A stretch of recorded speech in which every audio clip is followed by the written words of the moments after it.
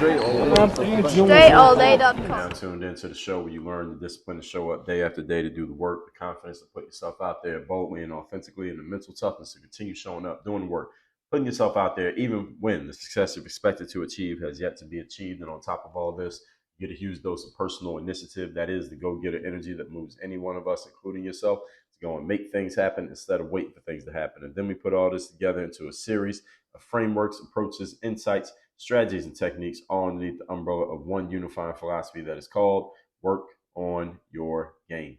My name is Dre Baldwin, also known as Dre All Day, and welcome to the show. And today's topic is do not get into business for non-business reasons. I'll explain what this means in a moment, of course. But before we do that, let me remind you of two things. Number one, I send out a text message free of charge, guaranteed to have you focused, sharp, and on point every Monday. It's called the Monday Motivation. You want to get this message. So here's all you got to do. Text me at my number, 305-384-6894. And every Monday when that message goes out, you and everyone else in my text community shall be receiving that message. Also, I do send out a daily motivation text. If you would like to receive that as well, you have the option of doing so. We'll tell you about that. As soon as you text me, it's free to join my text community. Just text me at that number I just gave you. It is down below in the description. Secondly, Work on Your Game University. That is the only place that I offer masterminds, only place I offer coaching, only place you can work with me directly. If you are interested in that, and I know you've been thinking about it, you've been wondering, does Dre do anything other than this show? Answer is yes, I do. And one of them is Work on Your Game University. You want to get involved, go to workonyourgameuniversity.com. The link is down below in the description, right there with the text message number. That's where you can find out more and you can get started and get to working with me directly, and the only place that I do so. Only place that I offer myself to be worked with directly in the university. So that out of the way, let's get into today's topic. Excuse me, which is do not get into business for non-business reasons. Now, this is a discussion specifically for those of you who are already in business or are planning to get in business, and I want to make sure you are doing it for accurate reasons, not necessarily the right reasons, because the right reason, any of us can make up the right reason, but an accurate reason. And when I say accurate, that means it's based on some type of black and white objective baseline. And that black and white objective baseline is already in the title, business reasons. We're going to explain, we're going to get into what exactly that means so you know what I'm talking about, and you will know what you're talking about when you are deciding for yourself whether or not you want to get in, stay in, or get in or stay in business. Because being in business is more than just the end product of what you wish to produce or sell, even though that might be the main thing we think about when we start business. That's fine, but we need to think deeper about it, what we're doing and where we're going, because the time that we put into this thing in our businesses, this time is coming off the ledger of our lives, whether it is successful or not. So we need to be thinking long and deep about where we're going to invest ourselves. Let's get into this. Point number one. Topic once again is do not get into business for non-business reasons. Number one, do not start a business because you love the activity of the business, whatever the thing is that you're going to do, like the thing that you're a practitioner of. Don't start a business because you love the thing.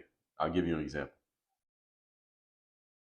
If you love walking dogs, that does not mean you should start a dog walking business, because running the business part of dog walking is a lot more than just being around dogs. So if you love dogs, doesn't mean you should start a dog walking business. You love kids, doesn't mean you should start a nanny business. You love cookies and cake, doesn't mean you should start a bakery necessarily, because running a business is a lot more than just doing the thing.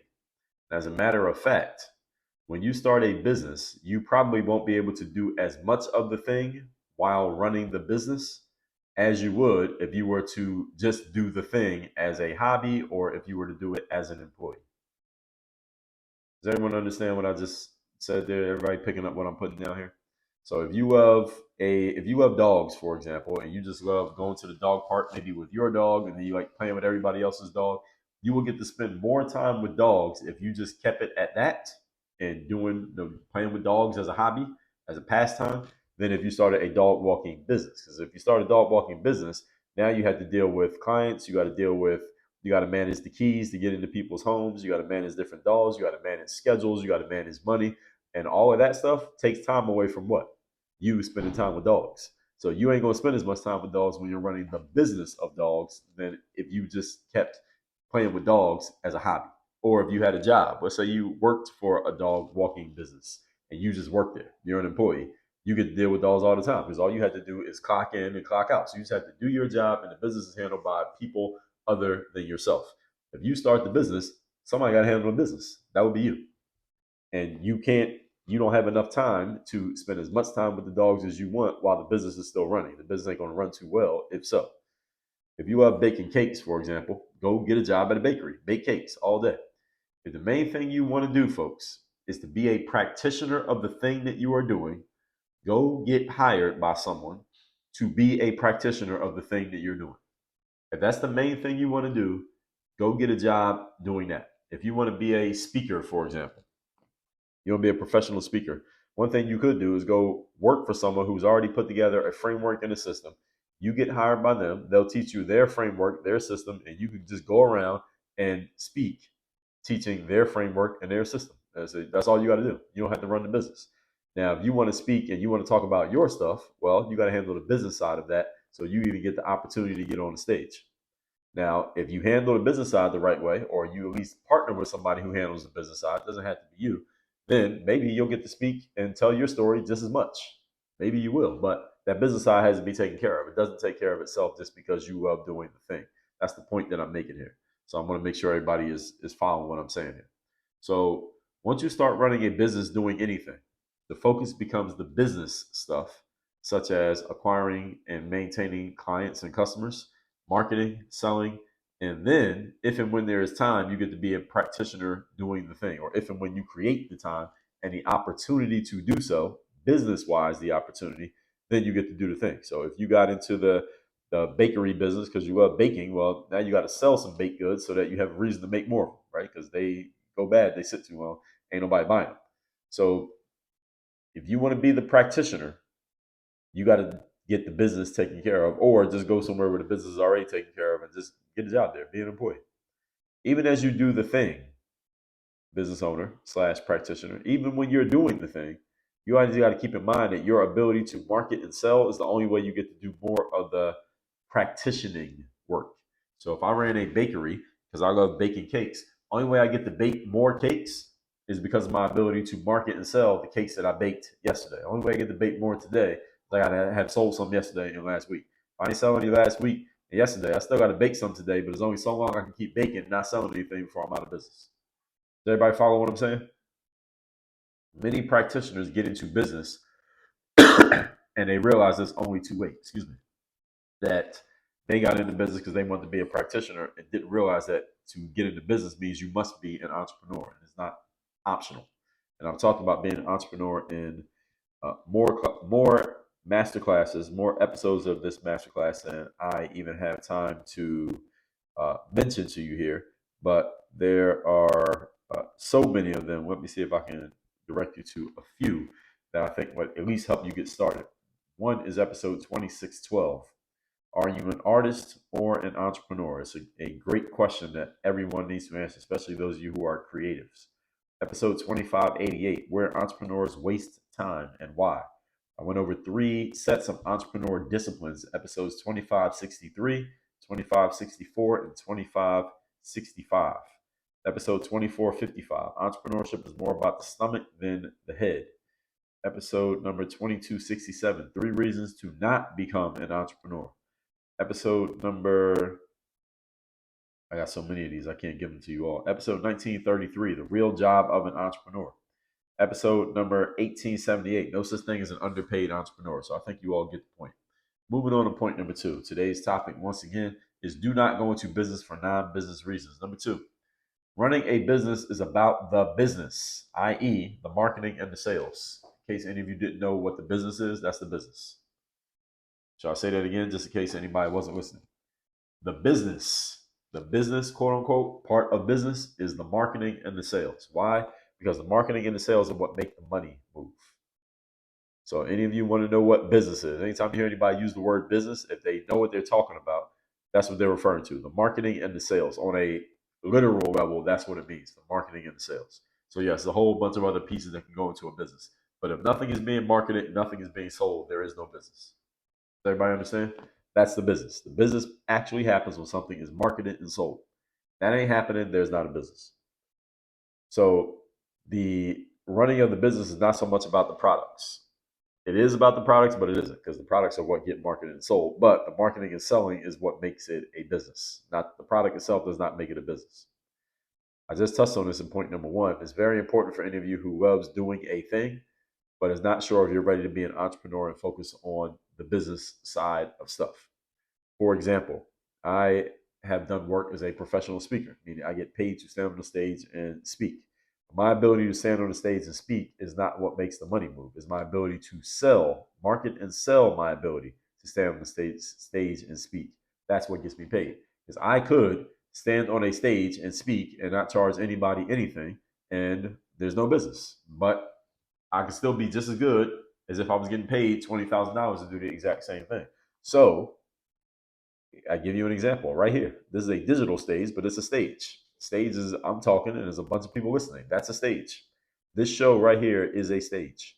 I do this show. I do not charge you to listen to the show, but we have ads, we have sponsors, we got products and services that we push you to and sell in the process of me doing the show. All right, that's the business side of things.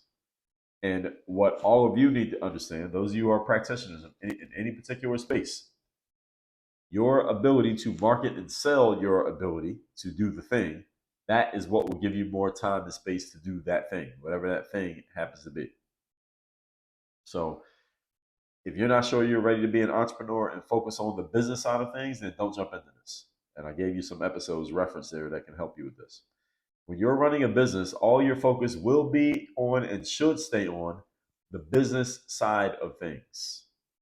Ideally, to the point where if you don't want to be, you don't even have to be a practitioner.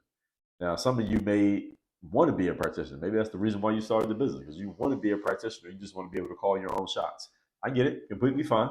But you need to understand what is required for you to call those shots.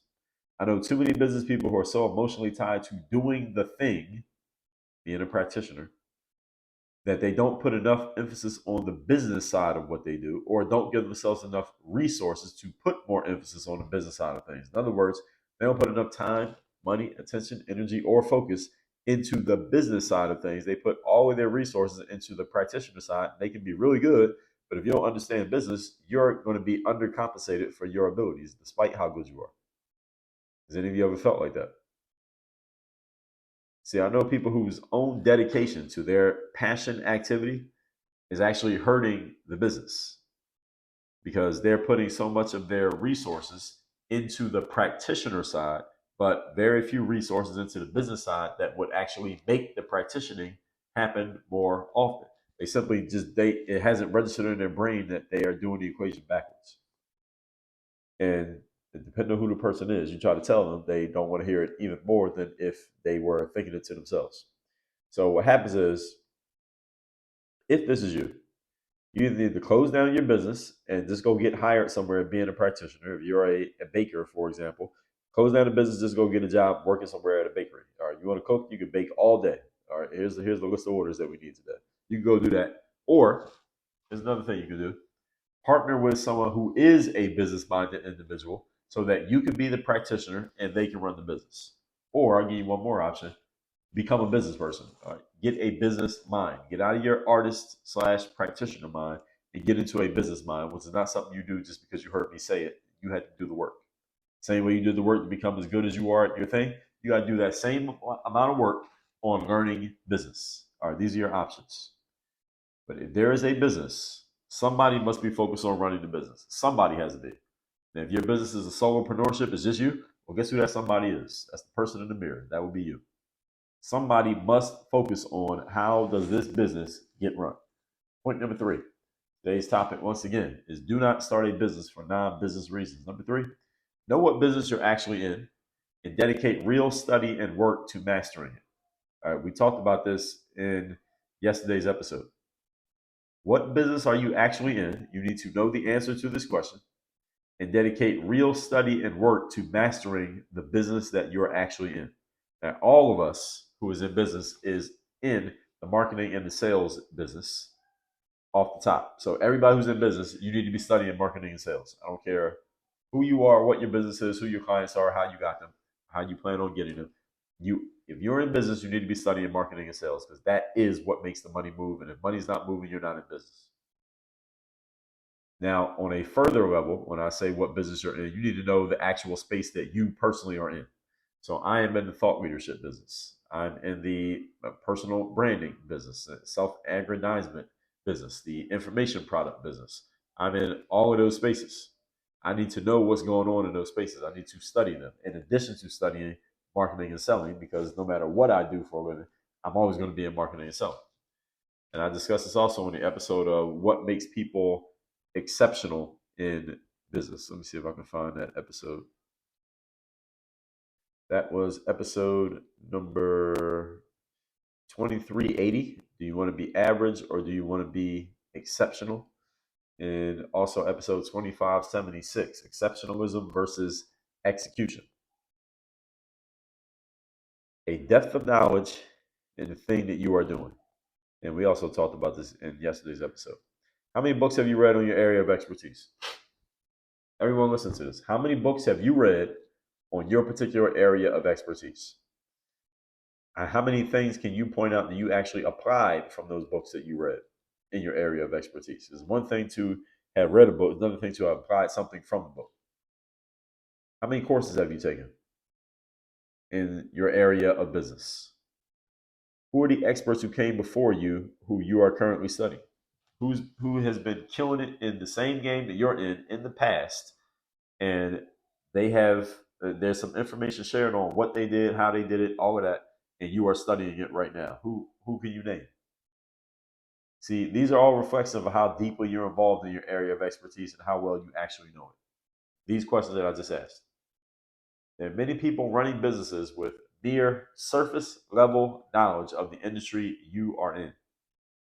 You cannot create a successful business with surface level knowledge. You have to know what you are doing. It doesn't mean that you can't have a business, because you can serve people who know less than a little that you know. But if you want to create exceptional levels of success, you need to go a lot deeper than that. You got to go deeper than just knowing more than certain people in your audience. You want to get to the point that you can level yourself up. Challenge is a lot of people never level themselves up. They just stay at the same level because they haven't gone deep enough into the knowledge of the space that they claim to be in, or the space that they claim to be a professional in. You want to be a professional, folks, you got to do things, or you want to be a top level professional. Let me say it that way. Top level professional, you got to do things that most other professionals are not doing. Understand that bar is higher than at the amateur level.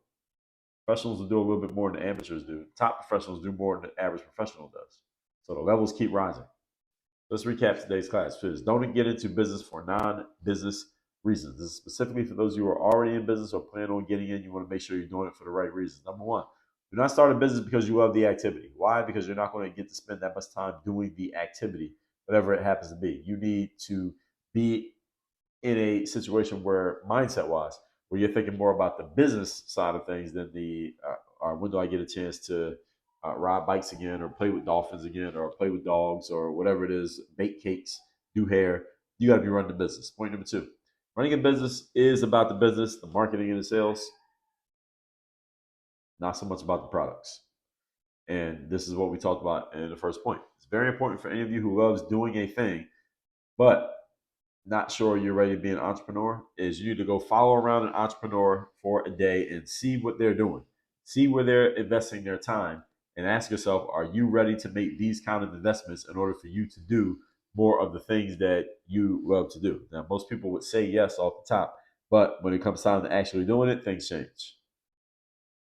When you're running a business, all your focus will be on and should stay on the business side of things, to where maybe you get to a point where you don't even need to do the practitioner side of stuff. But if you have a business, somebody has to be focused on that. Whether it's you or someone else, someone must be focused on the business side of things. Point number three, know what business you're actually in and dedicate real study and work to mastering it. So everybody's in marketing and sales on one level. Then what business are you in the thing that you are doing? And the better you understand this, the more you're studying it, the more committed to your game you prove yourself to be. And again, I talked about this episode on what makes people exceptional. A depth of knowledge in the thing. How many books have you read on it? How many books can you pull off the shelf and say, okay, not only did I read this book, but here's what I applied. I applied this, this, this, this. How many courses have you taken? Who are the experts who came before you who you're currently studying? How many conferences have you attended? These are all reflections of how deeply you are involved in your area of expertise and how well you really know it, not just claim to know it. So again, text me.